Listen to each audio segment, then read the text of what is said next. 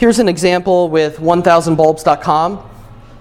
1000bulbs.com is an e-commerce site, not necessarily an established player in the lighting industry, but they took a look at the keywords that people were searching for, thinking mostly about their intent. When we think about a keyword like light bulbs, what does that mean? It means nothing. That person could be searching for the history of light bulbs. That person could be searching for a company that brainstorms ideas. They could be searching for all kinds of things that are associated with light bulbs. How do I fix a light bulb that's been burnt out? And so on and so forth.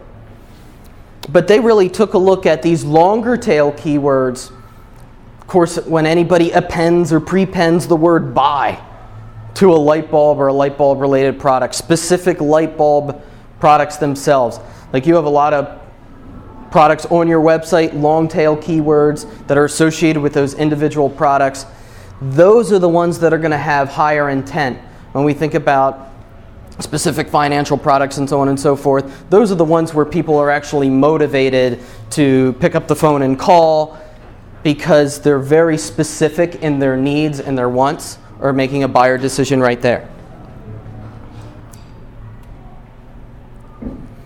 Here's the I'll play a game moments. We saw that with the zombie games earlier. This company, Zing, was doing a lot of traditional and digital media buys.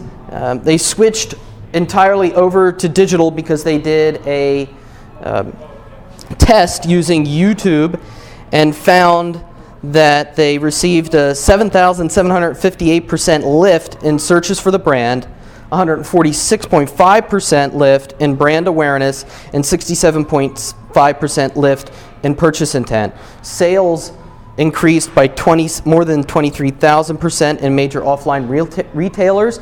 So there's this offline-online component, but it goes the other way around. Instead of them investing in traditional media and then seeing a bump in their e-commerce, they saw the reverse. They were investing in digital advertising platforms and doing digital marketing, and then they saw a bump in the offline world. All those statistics that Tim was talking about earlier, this is where they all come into play. It doesn't matter how traditional your industry is.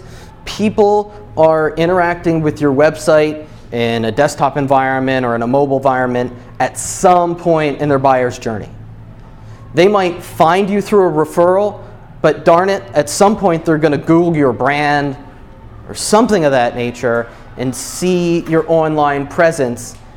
And that's going to be an indication to them as to how serious you are as a business.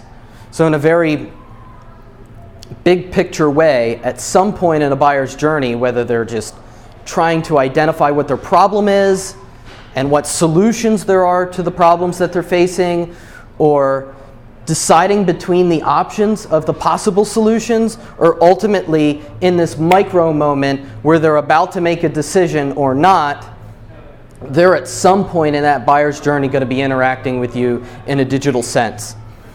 I think these micro moments are critical on smartphones because they work or they don't.